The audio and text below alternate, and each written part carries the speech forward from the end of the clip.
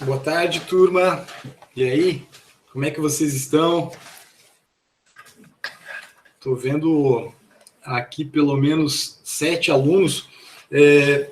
Essa aula eu já estou gravando, então mesmo que cheguem alguns outros colegas atrasados, depois dá para pegar a gravação, né, e fazer uma recapitulação do que eu vou falar, tá? Eu já liguei aqui o cronômetro, mas eu vou reconectar ele aqui, porque eu quero um teto de 30 minutos para essa aula, e eu não quero passar disso. Até para não ficar uma coisa assim muito chata, né? Eu sei que na internet não é tão fácil, né, de você manter a sua atenção, né? Bom, turma, a aula é para falar um pouco sobre a atividade do olhar de cinema, mas eu não vou falar sobre os filmes especificamente, tá? Eu não quero ficar dando direcionamento às interpretações de vocês. Antes disso, eu vou só falar, assim, muito rapidamente sobre o que significa aqueles dois tópicos iniciais ali da atividade, né? E mais o terceiro. E vou fazer uma outra abordagem aqui, que é a parte filosófica acerca da filosofia da arte, tá? De saída, vocês já podem ter como pressuposto aquela discussão sobre a alegoria da caverna que vocês estudaram no primeiro ano, tá? Vocês podem ter isso como um pressuposto, assim, incontornável, tá? E esse pressuposto é o quê? É o de que é interessante sair da sua caverna, né? Se você interpretar o teu gosto já estabelecido como uma caverna, né, você tem então essa ideia de amplificar o seu gosto, tá? Então, os temas, Murilo, são esses, tá? Explicar um pouco essa atividade e falar sobre dois filósofos que são importantes para a filosofia da arte no século XX, tá? E que são, digamos assim, filósofos orientadores, né, da nossa reflexão sobre estética, tá? Mas assim, parta desse pressuposto aí, né? Alegoria da caverna. O que é a alegoria da caverna? Vocês devem lembrar, né? Um grupo de prisioneiros que só tem contato com a realidade, aquelas sombras, né, na caverna onde eles vivem, e que impede que eles conheçam um mundo fora dessa caverna, né? Um mundo, até mesmo pode-se dizer, um mundo real, né? O processo para eles saírem da caverna é muito doloroso, tá? Porque eles estão habituados com aquele ambiente, né? Eles estão acostumados, é uma zona de conforto. O mesmo pode-se dizer do nosso gosto estético, tá? E por gosto estético, estou me referindo aqui ao gosto em arte, né? Isso vai da música, à literatura, ao cinema, à pintura, à escultura, à arquitetura, né? Sei lá, né? Desde aquela discussão que nós fizemos no trimestre anterior sobre pichação de rua, né, como arte, e as pinturas rupestres, né, milenares, também consideradas arte, tá? Então tem toda essa temática aí, né? Pois bem, o primeiro ponto que eu quero que vocês tentem pensar é assim, uma descrição objetiva, tá? Ela é como se fosse uma espécie de audiodescrição, tá? Não sei se vocês já viram, se vocês têm contato com esse conceito, mas o conceito de audiodescrição é uma ideia segundo a qual, quando você está diante de um público que não enxerga, não vê, você descreve, né, a cena. Então, por exemplo, eu aqui diria assim, sou uma pessoa falando, usando uma roupa preta, com um fone de ouvido, um microfone aqui também, e dando aula, né? Então, isso é uma espécie de audiodescrição. Quando eu falo audiodescrição, eu quero dizer assim, ó, uma descrição objetiva das histórias que vocês viram nos filmes. Que tire, que exclua o máximo possível uma opinião subjetiva. Tá?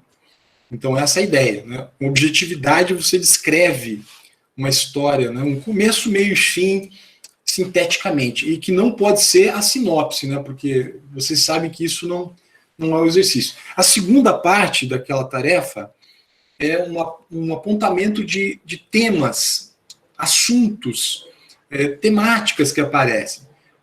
Pode ser, sei lá, o entendimento do que é arte, do que é imagem, né? Pode ser talvez uma discussão sobre um preconceito, né? Uma discussão sobre qualquer tema que envolva ali, qualquer tema envolvido ali, né? Sobre família, sobre emprego, sei lá, o apontamento desses temas e uma certa contextualização, ok? E por último, você faz um apontamento que vai cair na subjetividade. Né? Você vai poder dizer que você vai fazer uma crítica ao filme. Né? Você vai dizer se o filme é bom ou ruim, né? Se o filme te agradou ou te desagradou e por quais motivos. Sendo que também vale a pena, ao apontar esses motivos, você fazer um raciocínio, né, sobre esses motivos, sobre por que aquilo te incomoda ou não te incomoda, ou se aquilo te agrada, por que aquilo te agrada, né? Se aquilo faz eco às suas vontades, ou que você deseja para o mundo, né? Ou que você vê no mundo, tá? Isso tudo você pode colocar ali na terceira parte. Tá? Essas são orientações bem gerais sobre essa atividade, ok? Outra coisa, eu gravei os filmes, tá? Eu fiz uma gravação aqui em tela mesmo, né? Então não é uma gravação nem um pouco profissional, mas com objetivo pedagógico eu disponibilizo, tá? Eu sou contra a exploração da arte, né? Que essas pessoas tanto se esforçam, né? Os cineastas, vocês viram que são cineastas do mundo todo, né? Desde de Israel até o Peru, né, que apareceram ali no festival. Então, com a finalidade de educativa, eu disponibilizo isso para vocês no G-Drive, para quem não conseguiu, tá? Para quem não conseguiu ver a tempo, e até mesmo para quem quiser rever, né, que também é uma coisa importante, né? Às vezes você precisa rever, né, uma obra. E isso é uma coisa interessante, tá, turma? Que já me leva aqui ao meu tema do primeiro filósofo que eu quero abordar com vocês. Essa possibilidade que a gente tem de rever, tá? Porque essa aula, inclusive, está sendo gravada, né? Tomara que dê certo dessa vez e o arquivo vá para o meu G-Drive e não para o de algum colega, né? De algum aluno que esteja assistindo. Mas essa ideia de você já ter algo que você pode rever, tá? Então, ela é uma coisa da contemporaneidade. Ela é uma coisa do mundo atual. Né? Se vocês pensarem a evolução tecnológica da humanidade, vocês talvez possam concluir o quão difícil foi para a humanidade, ao longo dos milênios, ter acesso a conhecimento, ter acesso a informação, né? O livro, por exemplo, que é uma mídia, né? Tal qual o pendrive, tal qual sei lá, o HD, o CD, né? Que ninguém mais usa CD, né? Mas o livro é uma mídia, né? Então, imagine vocês no Platão, lá que escreveu a Alegoria da Caverna, onde o livro era impresso, nem era nem impresso, né? Ele era gravado, né, em papiros, né, em papel bastante precário, podemos dizer assim. A evolução, né, começa com Gutenberg, que inventou a imprensa, né, e aí você consegue reproduzir em massa os livros, né, e depois chega na nossa época com o Xerox, né, e agora tem mais do Xerox, você tem o digital, né, que é o PDF, aí você consegue qualquer obra do mundo, né, em muitos casos sem pagar. Eu acho que, em vários casos, eu acho que as obras deveriam ser sem pagar mesmo. Né? Por exemplo, um aluno meu do estadual que é inteligente e que quer aprender, mas ele não tem $50 disponíveis para comprar um e-book no Amazon de um autor que pode ser inspirador para ele. Eu acho que ele deveria ter direito a esse PDF. Né? Então eu me pauto por essa filosofia. Mas essa ideia, tá, de você ter uma possibilidade de reproduzir as coisas, isso está cada vez mais, digamos assim, cada vez mais intenso, né? Porque você tem câmeras em tudo quanto é canto, e essas câmeras gravam tudo, né? Gravam os teus movimentos, reconhecem a tua face, pode te reconhecer, talvez em qualquer lugar do planeta que você esteja, né? Então essa capacidade técnica da humanidade de reproduzir, de gravar e reproduzir, ela tá num nível cada vez mais intenso, né? Tanto que você não precisa mais perder tempo gravando na sua memória os conteúdos e as coisas. Isso até pode ser negativo, no certo sentido, porque você para de exercitar a tua memória, né? Mas acredito que você pode direcionar para outras coisas a tua memória e assim se manter exercitado. Mas o primeiro autor, tá, a fazer a discussão sobre essa questão foi esse cara aqui que eu vou apresentar para vocês agora, o Walter Benjamin. Tá? O Walter Benjamin escreveu uma obra intitulada A Obra de Arte na Era de Sua Reprodutibilidade Técnica. Tá? Então ele fala sobre essa ideia da reprodutibilidade, né? Que é o quê? É Xerox. Tá? É pura e simplesmente falando, é o Xerox. Nessa obra, o Benjamin tem alguns conceitos essenciais. Tá? O primeiro deles é aura, né? Depois vem o valor cultural, autenticidade, aqui e agora, beleza e experiência. Tá? Essas são as ideias mais importantes que o Benjamin propõe, né, no seu texto. A aura é uma coisa, de certa forma, difícil de se definir. Né? A aura é uma expressão, né, que o Benjamin propõe e que tem um conteúdo até mesmo meio místico. Tá? Essa aura, ela está ligada à autenticidade e à ideia de um aqui e agora, a ideia de uma experiência. É difícil explicar isso porque são tantos exemplos possíveis para se pensar que eu tenho dificuldade de selecionar o mais didático. Mas, por exemplo, digamos que você estivesse um dia lá no apartamento do John Lennon, né, nos anos 70.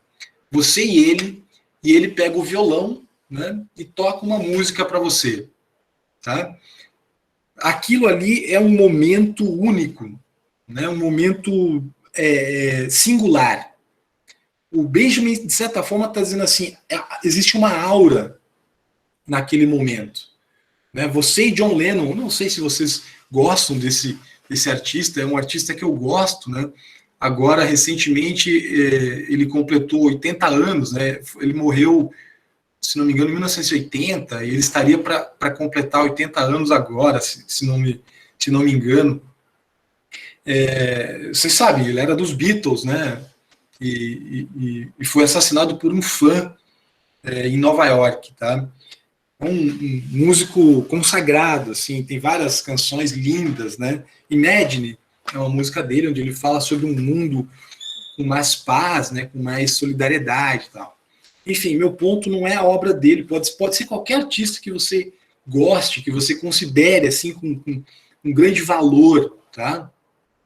Você teria um momento, vamos dizer assim, único, singular com a arte. Mas se você está com o gravador ligado, aí você passa para frente esse momento. Na visão do Benjamin, é como se a gravação fosse um xerox que vai ficando cada vez mais borrado. Tá? Vocês também já são muito mais modernos do que eu, mas se vocês pensarem assim, no meu tempo de faculdade, turma, às vezes eu tinha que fazer xerox de um livro que já era xerox do xerox. Tá? Então, às vezes ficava até meio borrado, assim, ficava difícil de ler, né? Mas é essa a ideia, tá? Que o Benjamin propõe como uma ideia central, né? Essa ideia de autenticidade, né? De aura daquele momento singular em que você tem contato com a arte. É como se o Benjamin dissesse assim, toda a arte contemporânea, ela é um xerox do xerox do xerox. Tá? Você pode ter na tua casa uma cópia da Mona Lisa, né? Mas não é nem de longe assim a experiência que você teria se você pudesse ir para Paris, né? Quem dera, possamos nós um dia, né, gente, viajar até Paris e olhar, né, de perto ali o quadro do Leonardo da Vinci, né? Mas você pode ter uma cópia, você manda fazer uma cópia, sei lá, existem cópias hoje em dia, tanto que há uma discussão sobre isso, né, em arte, que é assim, a autenticidade das obras de arte, né? Certas obras de arte, certas falsificações são tão boas que às vezes são vendidas por milhares de dólares, né, no mercado negro, e só depois de um tempo as pessoas detectam, era uma obra de arte falsa, né? Isso é uma discussão bem curiosa. Inclusive, tinha um filme no Olhar de Cinema que se chamava Noite de Seresta. Esse filme, Noite de Seresta, é uma mulher que é uma cantora, ela só canta em karaokê. Tá? Não sei se vocês já foram em karaokê, mas na minha juventude isso era uma febre. Tá? Na faculdade, o pessoal saía da faculdade e ia para o karaokê para ficar cantando ali. Essa mulher, ela é uma cantora de karaokê, né? A gente daí se pergunta assim, ela é uma artista ou ela é somente uma imitadora de artistas que criaram aquelas músicas que ela canta, tá? É toda uma discussão, né? E aí, eu vou chegar agora para vocês no outro filósofo que eu quero apresentar. Bom, então, memorizem isso, né? Walter Benjamin, tá? Um filósofo essencial na história da estética, né? Tem muitos outros, né? Desde o Platão até o Kant, Hegel, Adorno, né? Que fala sobre indústria cultural, mas eu destaquei esse. Agora eu vou destacar um outro para vocês, tá? É o último do dia, porque eu quero ser bem rápido nessa aula, tá? Que é esse aqui, ó. É um filósofo americano chamado Arthur Danto. Arthur Danto, tá? Ele escreveu essa obra, está aparecendo para vocês aí na tela, que se chama A Transfiguração do Lugar Comum, tá? Então, esse aqui é subintitulado Uma Filosofia da Arte, né? O que eu quero mostrar para vocês é isso aqui, ó, nesse capítulo especificamente. Obras de arte e meras coisas, tá? Obras de arte e meras coisas. O que diferencia aquilo que é uma obra de arte daquilo que é uma mera coisa? Bom, nesse capítulo aqui, eu não vou ler o capítulo inteiro, porque tem umas 30 páginas, 40 páginas, talvez até mais. Eu vou até passar para vocês depois como leitura subsidiária, tá? Mas o meu ponto é o seguinte, deixa eu voltar aqui.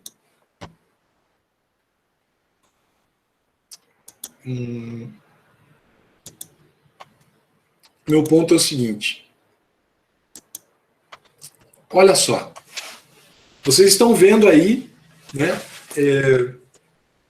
Vocês estão vendo aí uma tela, né? E se eu estivesse com vocês em sala de aula, eu queria perguntar o que é isso aí, né? Eu queria perguntar para vocês o que é que vocês estão vendo. Alguém gostaria de falar? O que é que vocês estão vendo?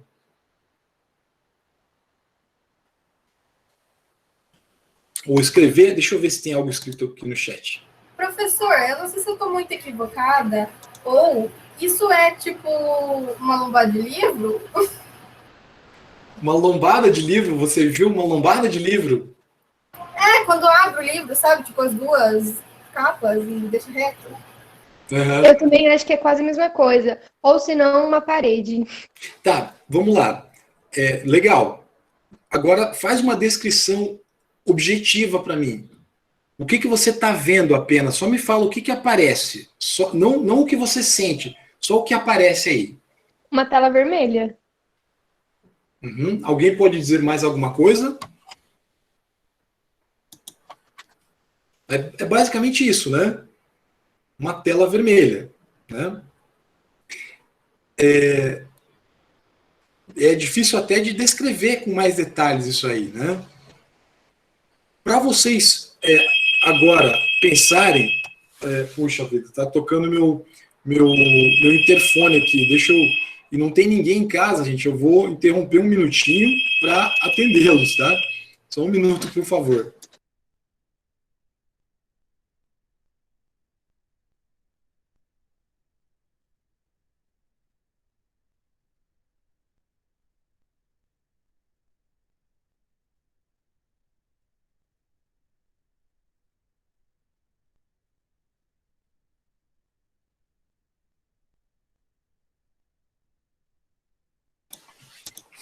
Voltei, fui atender e perdi, não consegui atender, não sei quem era.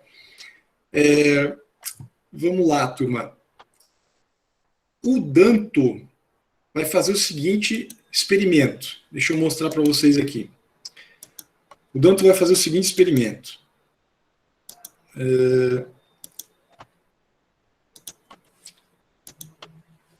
Suponha que, né, essa imagem seja parte de uma exposição, tá? Seja parte de uma exposição.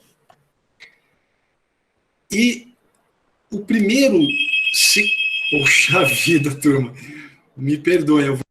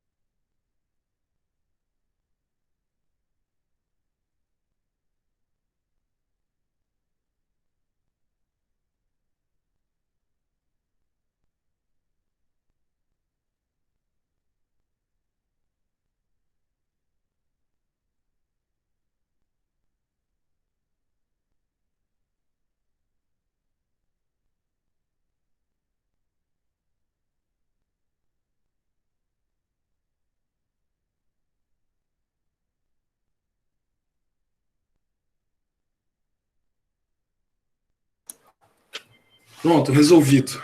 Voltei. Desculpe a interrupção, turma. Era uma encomenda que eu estava esperando, daí eu precisava atender, tá? E a gente não consegue determinar, né, esses horários em que as encomendas chegam, então me perdoem, turma. Mas assim, o Danto faz uma experiência, tá? Com esse quadro, E ele propõe uma exposição, como se fosse uma bienal, né? Uma exposição hipotética. Tá? E 4 ou 5 quadros são colocados na parede dessa exposição. Tá?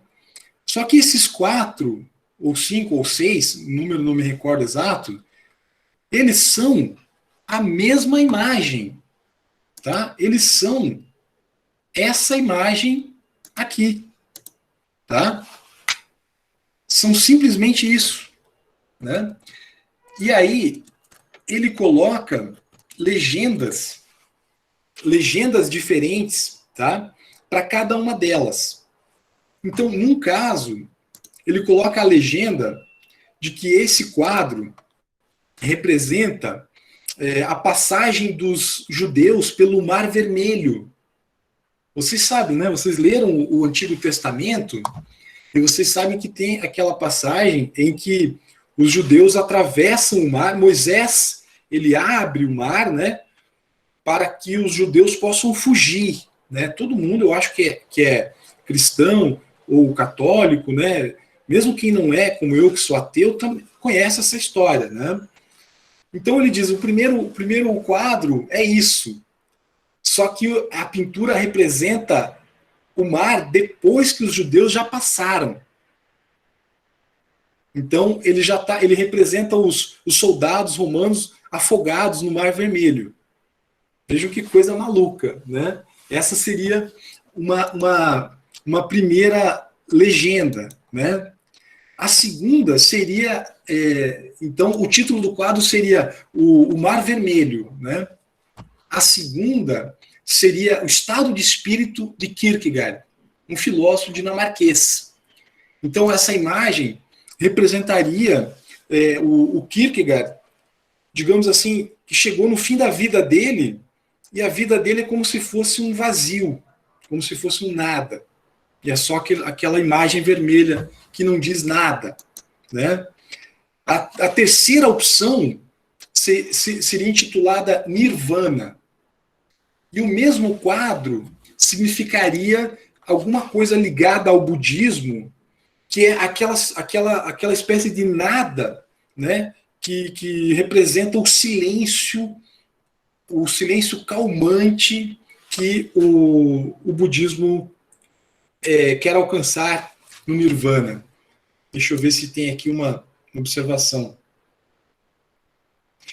Olha, Murilo, não sei se o Murilo está aí ainda, mas uma das interpretações, uma das legendas para esses quadros seria justamente uma toalha de mesa.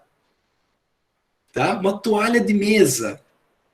Então, observem como isso é típico da nossa situação contemporânea em arte. Uma mesma imagem pode representar várias coisas. Né? Inclusive, pode ser uma toalha de mesa. Né? O Danto fala isso. Né? Pode ser uma toalha de mesa, pura e simplesmente. Né? E ele cria no seu texto um espectador, né, que ele chama de J, simplesmente J, que é um espectador hipotético que chega na exposição imaginária dele e fica indignado e fala, pô, mas isso aí não é arte. Isso aí não é arte. Então eu vou fazer uma obra de arte também. E ele faz um quadro vermelho e coloca e pendura na parede. Né? E o Danto fala, não, beleza, o teu quadro também, eu vou aceitar o teu quadro e vou colocar o teu quadro na parede da minha exposição. Né? E aí o Danto pergunta qual é o nome, né, do seu quadro. E aí esse espectador hipotético fala, é sobre nada. Sobre nada. Tá? Percebam com isso, a ideia é dizer assim, ó, um mesmo quadro, né, colocado para pessoas diferentes, com mentalidades diferentes, tem interpretações distintas sobre o que é arte. Tá? E o Danto faz toda essa discussão para chegar nesse ponto. Para dizer, nós não temos consenso nos dias atuais sobre o que é arte. Né? Vocês viram aquele filme que eu passei no trimestre passado, Junkopia? Muita gente considerou ruim aquele filme. Né? Muita gente considerou um filme desagradável, até mesmo mencionaram a música dele, que é meio sombria. Eu achei engraçado isso. Mas o nosso problema é justamente a impossibilidade de chegar num consenso acerca da definição de arte. Tá? Uma definição em filosofia, ela, por definição, uma definição tem que conter uma razão necessária e suficiente para alguma coisa. Tá? Então, quando a gente consegue uma razão necessária para dizer isto é arte, essa razão é necessária, mas não é suficiente. É como se ela não explicasse suficientemente toda a arte. Ou, às vezes, quando a gente consegue uma explicação suficiente para dizer isso é suficiente para explicar o que é arte, ela não é necessária. Tá? Então, esse é o dilema, né, que nós nos deparamos em filosofia e em estética, né, que é o nosso tema do terceiro trimestre, e que vem desde o Kant, um filósofo do século XVIII, um filósofo iluminista, né, que passa a pensar a arte como o espaço da subjetividade, né? Como gosto. Quer dizer, eu gosto de algo, aquele quadro ali para mim é bonito, então ele é arte para mim. Uma outra pessoa não gosta, então não é arte para aquela pessoa. Tá? E se você voltar ainda mais no passado, se você voltar em Platão, né, lá na República, na Alegoria da Caverna, onde ele vai quase que a Alegoria da Caverna é uma espécie de cinema, né? Muito parecido com uma sala de cinema, aquela caverna, porque as pessoas ficam ali hipnotizadas por sombras, né? Inclusive o teatro de sombras era uma coisa muito, muito famosa, foi uma coisa muito famosa para a humanidade durante décadas, séculos talvez, né? Enquanto não se inventou o cinema no final do século XIX, né? Se você pensar naquilo ali, você tem uma situação parecida com essa noção de arte, né? Se você pensar mais para frente, naquela mesma obra, o Platão vai falar sobre a música, né? Sobre a ideia de imitação, né? Sobre a ideia dos contos, das histórias, né? E vai chegar no livro 10 da República, onde ele expulsa a arte da cidade ideal. Ele expulsa. Porque a arte seria um mecanismo de simulação, tá? De produção de simulacro. E, portanto, a arte estaria do lado do falso. Tá? E então seria o oposto do que a filosofia quer, né? O falso. A filosofia quer a verdade. Né? Então você tem essa tradição, né, da arte como uma produção de uma irrealidade. Né? Isso vai passar na história da pintura, por exemplo, num momento em que os pintores querem fazer retratos fiéis à realidade. Né? Fazer retratos que sejam quase como se fossem fotografias da realidade. Né? Até o momento em que, no final do século XIX, a pintura se liberta disso, né, e passa a pintura abstrata a vigorar. Né? A pintura, né, pode ser, sei lá, uns rabiscos que o Jason Pollock, um pintor americano do século XX, faz. Né? Ele pega o pincel assim e tunca na tinta, né, e joga na tela. E aquilo vai formando imagens. E aquilo é arte. Tá? É claro que há uma técnica muito apurada, né? Uma técnica muito desenvolvida. Então a arte está ligada a esses problemas. Uma técnica, tá? Mas também a um espectador, né? E aos conteúdos que o espectador tem, né? E aos conteúdos a que o espectador está acostumado. Eu fui criado naquele modelo de cinema, sessão da tarde, né? Assistindo aquele filme Curtindo a Vida Adoidado, que é sobre um garoto que gazeia uma aula e vai passear numa tarde, né? Para você se desvincular, né, de um padrão de cinema que você foi condicionado a ter, é quase como sair da caverna. Então, você considera a arte, por exemplo, a Mona Lisa, ou qualquer retrato harmônico. E aí, quando você vai para um museu de arte contemporânea e você vê uma obra como esse quadro vermelho que o Danto utiliza, você passa a se questionar se aquilo é arte ou se você não está condicionado, né, a um pensamento sobre a arte, né? Você vê um filme como Na Cabine de Exibição, que estava no Olhar de Cinema para vocês trabalharem, né? E você, sei lá, compara aquele filme com O Senhor dos Anéis, né? E muita gente vai dizer, puxa, O Senhor dos Anéis é muito melhor do que o Na Cabine de Exibição, né? Mas é porque você tem um padrão, uma espécie de gramática cinematográfica, né? Uma espécie de gramática da imagem e da arte que está no teu pensamento, e daí você encaixa as coisas que saem desse padrão, você considera como não arte. Tá bom, meus queridos? Gente, que vergonha. Eu tive que interromper a aula para atender o interfone 2 vezes, eu peço desculpas por isso, tá?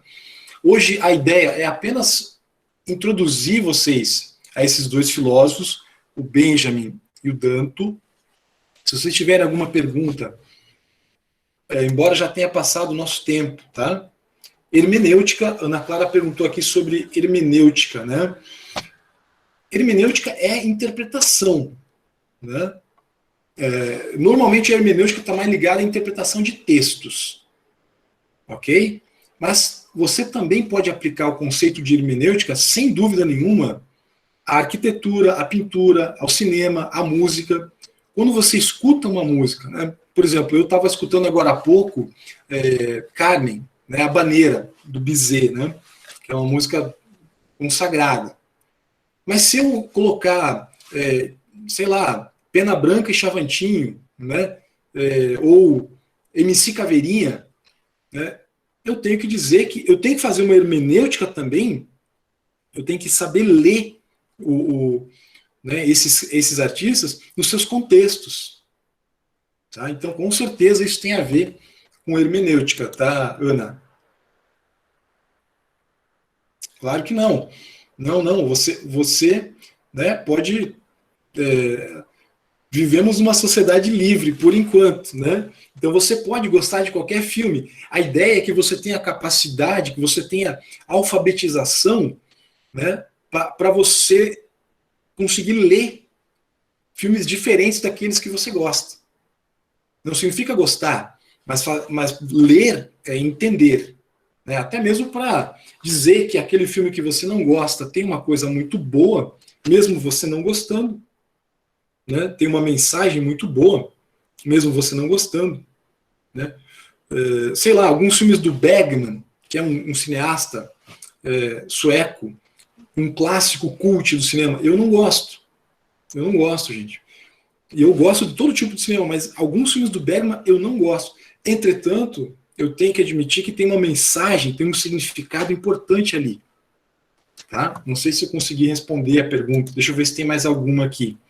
Uma interpretação hermenêutica seria você interpretar, Eduardo, respondendo a pergunta do Eduardo, o que é uma interpretação hermenêutica? É assim, ó. Você pega o MC Caveirinha, ele tem uma lógica interna da música dele, do funk. Dentro da lógica interna do funk, a música está perfeita. Agora, se você pega essa música, Carmen, Habaneira, que é o trecho que eu amo, do Bizet, né, você não pode dizer que Bizet é melhor do que MC Caveirinha. Você vai fazer uma leitura, uma interpretação hermenêutica assim, dentro da lógica interna de música clássica. Bizet é genial. Né? Dentro da lógica interna, tá? Não comparando essas lógicas clássica e funk, mas dentro da lógica interna, MC Caveirinha é perfeito. Tá? Eu estou só dando um exemplo, né, gente? Eu até acho engraçado aquele piá lá, mas eu não ouço muito, não, tá? Tá bom, turma? Deixa eu ver se tem mais alguma pergunta aqui.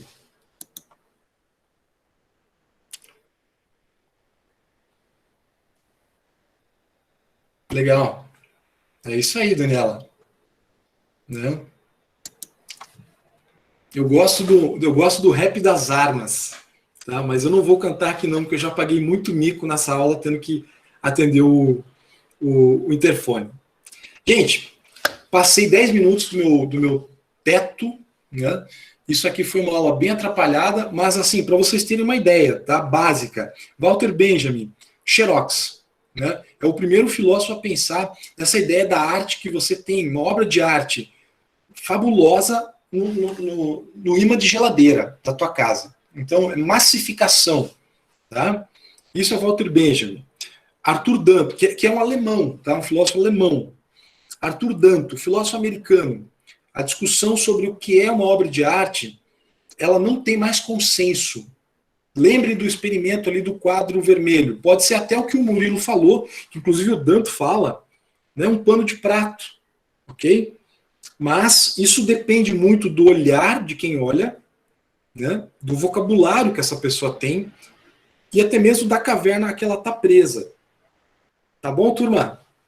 Danto e Benjamin são dois dos filósofos de arte mais importantes do século XX. Muitas vezes objeto de prova de vestibular. Deixa eu ver se tem mais alguma coisa aqui. Não vou cantar, não. Não vou cantar. Essa você não vai me pegar, não, Daniela. E olha só, pessoal, último lembrete. O trabalho sobre os filmes é para o dia 27. Então tentem manter isso em dia, beleza, gente? Fechou, pessoal. Muito obrigado por terem vindo de coração e peço desculpas pelos inconvenientes. Tchau, turma. Tchau, professor. Obrigada pela aula. Valeu, muito obrigado.